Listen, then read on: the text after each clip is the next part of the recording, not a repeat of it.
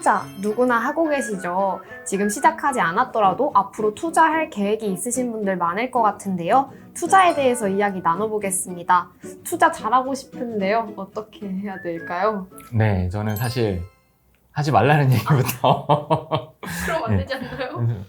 그러니까 이제 문제는 이렇게 내가 투자를 이제 잘하고 싶다라고 이제 말씀을 하시지만, 근데 잘해야 되는 방법으로 가진 않는 것 같아요. 그냥 남들 다 하고 있으니까.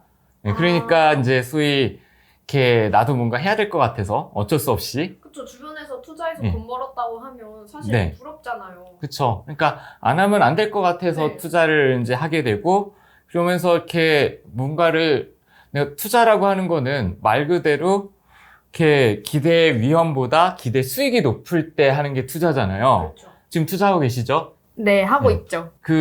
지금 하고 있는 투자의 기대 위험과 기대 수익에 대해서는 계산을 해보셨을까요?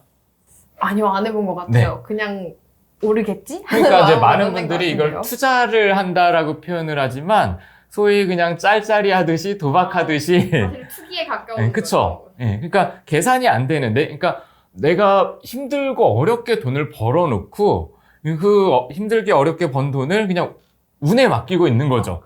예, 운 좋으면 올라가고 아니면 떨어지고. 그래도 약간 어느 정도 판단을 하잖아요. 네. 오르지 않을까 하고 넣는 건데. 그러니까 오르지 않을까 하고 넣었는데 오르지 않을까에 대한 근거가 그냥 올랐으면 좋겠다는 거지.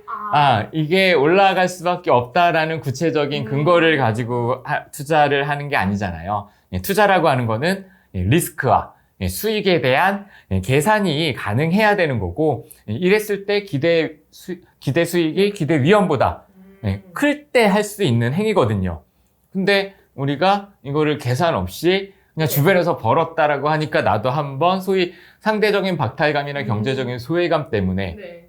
그러니까 마음이 조급한 게 저는 오히려 문제인 것 같아요. 뭔가 빨리 큰 돈을 벌어야 될 것 같은 그런 기분 때문에 네. 사실 내가 준비가 안 된 상태에서 투자 시장에 들어가다 보니까 네. 돈을 버는 게 아니라 오히려 돈을 까먹게 되는 거죠. 그래서 제가 아까 투자를 하지 말라고 말씀을 드린 게 그냥 투자는 나쁘다, 투자 무용론을 말씀드리려고 하는 게 아니라 우선은 이렇게 공부가 선행이 돼야 되는 거죠.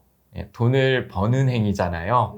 돈을 버는 행위라고 하면은 그만큼 이렇게 돈을 벌기 위한 준비를 하고 나서 시장에 들어와야 되는데, 문제는 아무런 준비도 없이 들어오다 보니까 벌기는커녕 오히려 돈을 까먹게 되는 거고, 그래서 지금 이렇게 처음에 이제 내가 경제 활동을 시작하는 단계에서는 당장 큰 돈을 벌기 위한 투자가 아니라 말 그대로 경제를 이해하기 위한, 예를 들어서 이렇게 내년쯤에는 연준이 금리를 내린대요.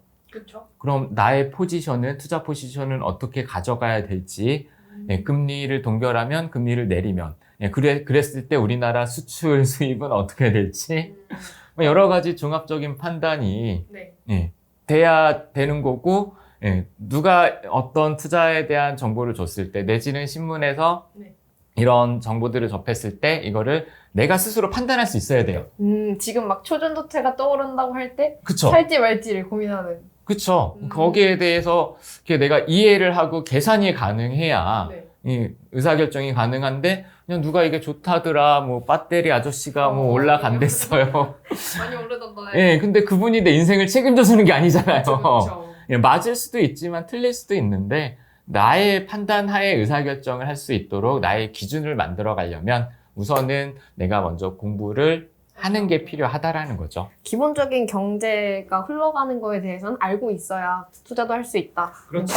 그럼 만약 공부요. 저는 사실 요새 유튜브로 많이 하게 되는 것 같은데 유튜브가 나을까요? 아니면 도서가 나을까요?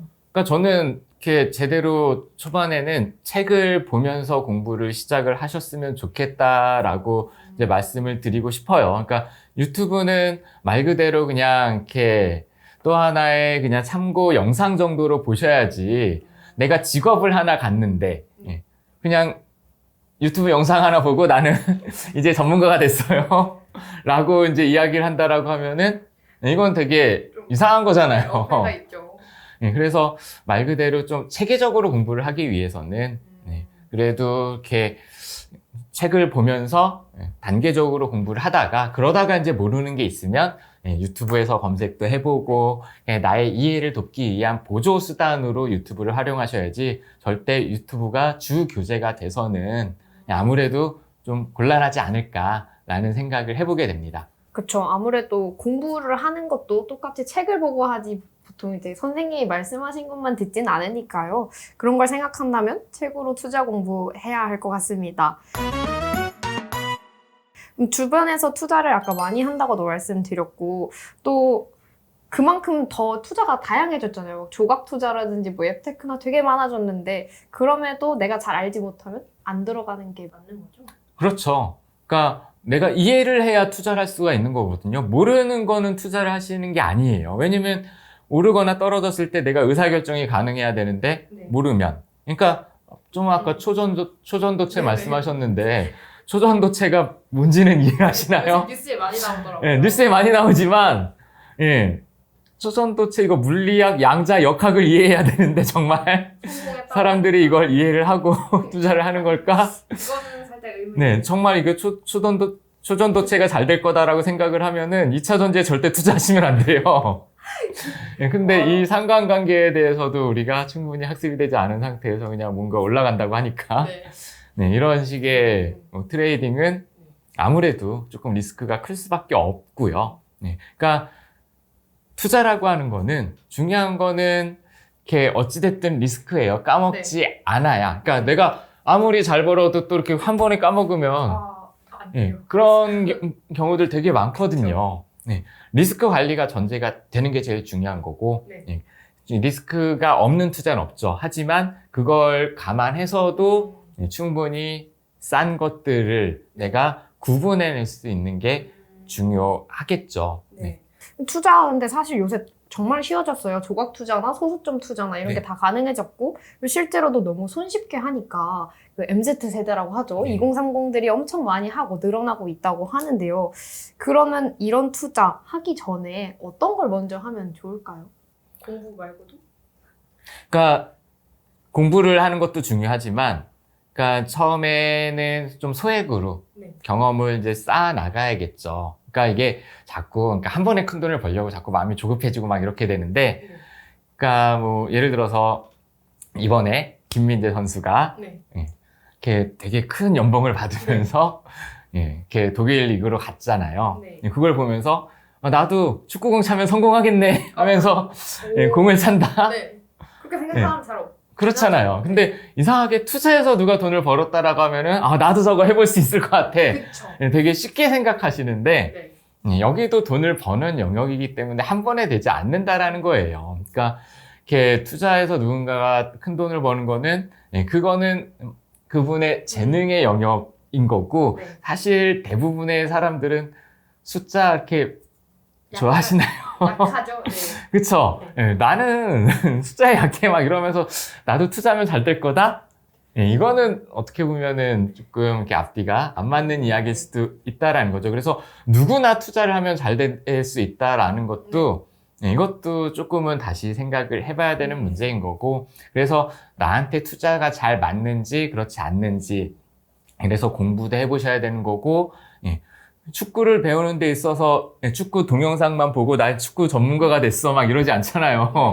그러니까 실제로 내가 나가서 공도 차봐야 되고 드리블도 해봐야 되고 내가 체력이 되는지도 확인을 해봐야 되는 거고 투자라고 하는 건 변동성을 견딜 수 있어야 되는데 나는 선천적으로 엄청난 쫄보라서 조금만 빠져도 밤에 잠이 안 오고 막 밥만 먹어도 체하고 막 이런 분들 계시단 말이에요.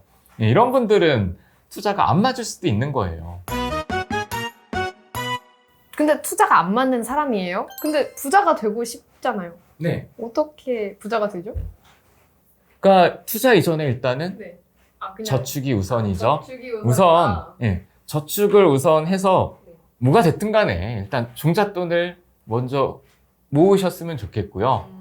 그러니까 돈을 모으고 나서 투자를 할지 말아야 될지 그런 고민들을 해나가셔야 되는데 돈이 없는 상태에서 그냥 일단 빨리 투자 이렇게 가다 보니까 돈 벌 때마다 족족 까먹기만 하고 그러니까 계속 마이너스고 막 이렇게 되잖아요. 그러니까 투자 자체가 나쁘다가 아니고 문제는 여러분들의 마음이 너무 급하다. 그러니까 그 얘기 다들 들어보셨을 거예요. 투자는 여유자금으로 해야 된다. 네. 여기서 여유자금의 정의를 내리셔야 되세요. 여유자금이라고 하는 건 투자는 여유자금으로 하라는 이유는요. 오를 수도 있지만 떨어질 수도 있기 때문이에요. 네. 그럼 떨어져도 괜찮아야 돼요.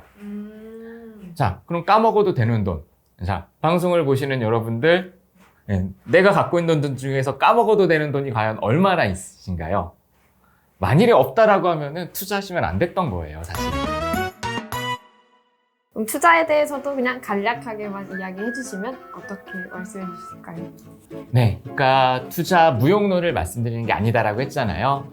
우선은 투자를 하더라도 너무 조급하게 당장 돈부터 이렇게 해가지고 계좌에 입금하고 이거부터 할 게 아니라 차근차근 일단 공부를 하셔야 되시는 거고, 충분히 공부한 다음에 소액으로 그 투자 시장의 변동성을 또 경험을 해보셔야 되는 거고, 그렇게 한 사이클 정도는 경험을 해야 그래야 이제 앞으로도 이제 금융위기 또 터질 수도 있고 인플레이션 또 터질 수도 있고 그럴 때 내가 그 시장 상황에 대한 이해와 통찰력을 바탕으로 대응을 해나갈 수가 있겠죠. 그래서 지금 막 올라간다라고 해서 조급해지기보다는 내가 공부를 하면서 앞으로 부자가 되지 말자가 아니라 당장 내일 부자가 되려고 하니까 문제가 되는 거거든요.